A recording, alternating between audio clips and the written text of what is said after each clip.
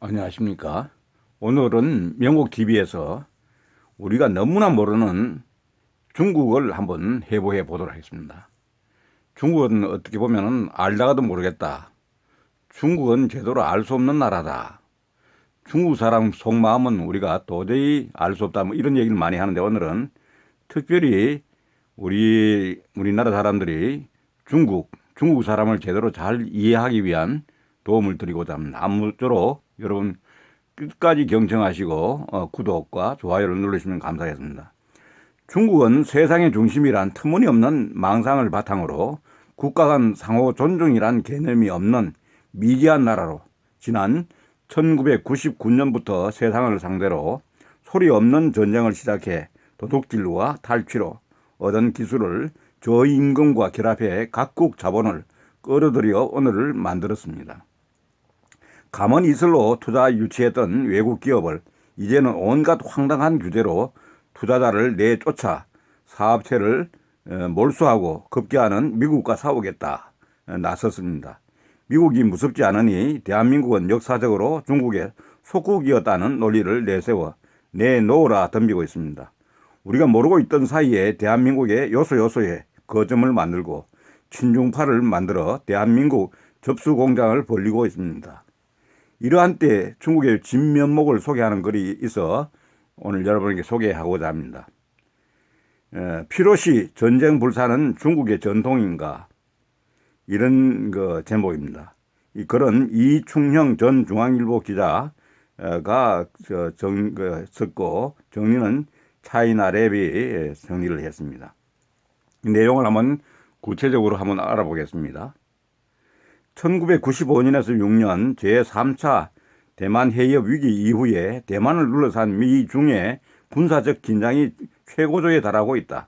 중국 공산당 기관지 인민일보는 15일 차이잉원 총통을 비롯한 대만 독립 세력을 향해 불장난을 하면 죽는 길밖에 없다며 사전에 일러주지 않았다고 말하지 말라고 경고했다. 이 표현은 우리가 쳐들어가도 원망 말라는 뜻으로 전쟁을 불사하겠다는 의미로 해석된다. 1962년 중국 인도 국경 분쟁 때 67년 소련과의 갈등 상황에서만 드물게 등장했던 표현이다.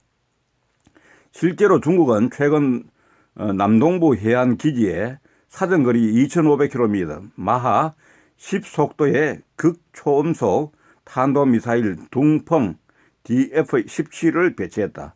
대만에 인접한 푸젠성과 광동 성의 모든 로켓 미사일 여단이 완전 무장했다는 서방 전문가의 언급도 나왔다. 러시아산 미사일 방어시 대면 S-400 스텔스 전투기 J-20도 배치했다. 중국 인민 해방군의 한 전직 장성은 실제 전투까지 딱 한 걸음만 남겨둔 상태임을 보여준 것이라고 사우스 차이나 모닝 포스트 의 인터뷰에서 말했다. 미국은 미사일 구축함 베리를 대만 해협에 통과시키는 등 계속 중국에 경고 신호를 보내고 있다. 중국이 대만을 향해 본격적인 무력 공격을 개시한다면 곧바로 미국이 개입할 것이다.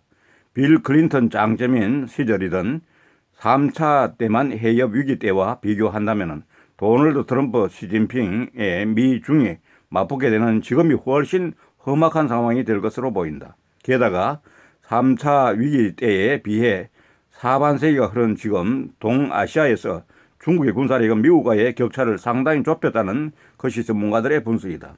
과연 중국은 미국과의 전쟁 혹은 본격적인 무력 충돌을 불사할까? 우선은 싸워서 이길 수 있을지 물질적 조건을 따져볼 일이다. 만약 객관적 전력의 열세라도 무력 사용으로 중국이 얻고자 하는 전략 목표를 달성할 가능성이 있다면 싸울지 말지를 판단할 것이다. 이 대목에서 전쟁이냐 외교냐를 선택하는 것은 오랜 세월 중국에서 전해 내려온 전략 문화에 의해 좌우된다는 것이 얼레스테어 존스턴의 생각이다. 저명한 국제정치학자인 존스턴은 중국이 군사 전략을 수립하는 데 있어 특유의 일관된 사고방식을 찾아내려 했다. 전쟁을 어떻게 생각하는지, 상대가 어떻게 나올 때 적으로 간주하는지, 전쟁과 외교 중 어느 수단을 선호하는지, 전쟁 시 어떤 전술을 주로 채택하는지 같은 결정 상황에서 중국이 일관되게 어떤 선택을 내려왔는지를 파악하는 작업이 있다. 이를 위해 존스턴이 우선 분석한 대상은 명나라 1368년에서 1644년 분석 자료는 무경칠서였다.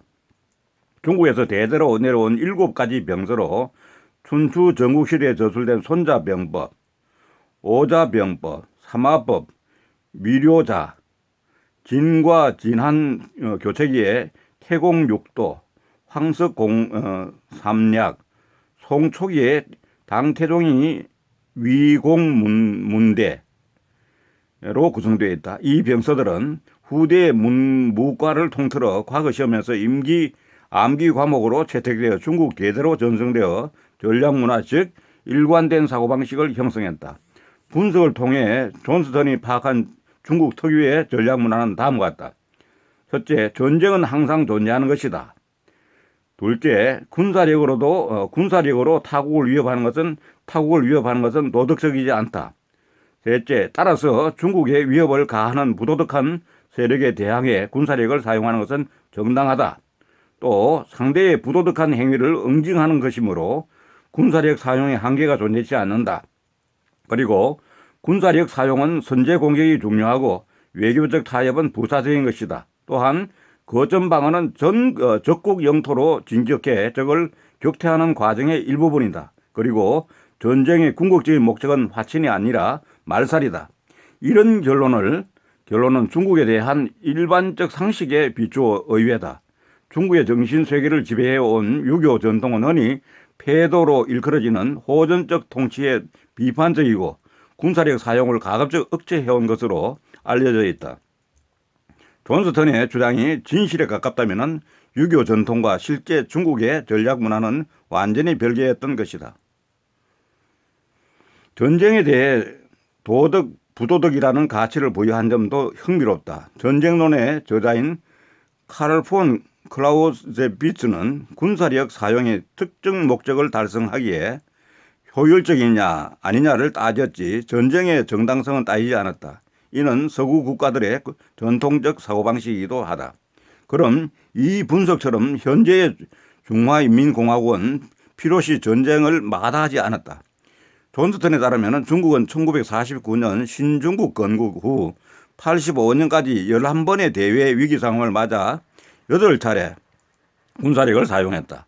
같은 기간 미국, 소련, 영국의 군사력 사용 비율은 각각 18%, 27%, 12%에 불과했는데 중국은 8차례 73%나 사용을 한 것입니다.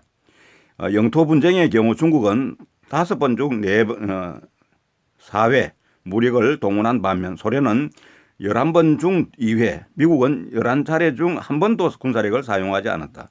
중국은 이웃한 대부분 주요국들과 전쟁을 벌였다. 1950년 6.25 전쟁에 참전했고 티베트를 침공했다.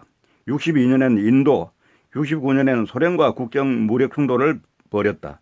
79년에는 베트남을 쳐들어갔다. 유사시 미국이 개입할 게 뻔한 대만과만 본격적인 교전을 치르지 않았다. 이번에는 어떨까? 앞서 언급한 대로 전체 군사력에선 아직 중국이 미국에 크게 뒤지지만 대만 해협에서의 전투력만으로 한정한다면 결과를 쉽게 장담하기가 점점 어려워진다. 지금 미국 대만과 한판 붙어도 전략 목표를 달성할 수 있다고 시진핑이 생각한다면 또는 미래 어느 순간에 그렇게 판단한다면 국지전이 발발하지 않는다는 보장이 없을 것이다. 중국의 군사력 증강에 점점 가속도가 붙을수록 군사 강대국으로 득식을 한 동아시아는 세계의 화약고가 될 수밖에 없다. 우리는 이런 중국을 상대로 일점불사의 각오로 국력을 기르고 미국과의 동맹을 강화해 국가의 자존심을 지키고 우리의 삶을 지켜야 할 것입니다.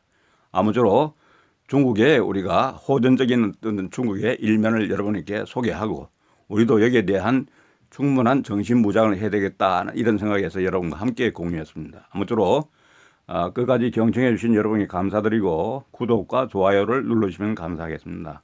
감사합니다.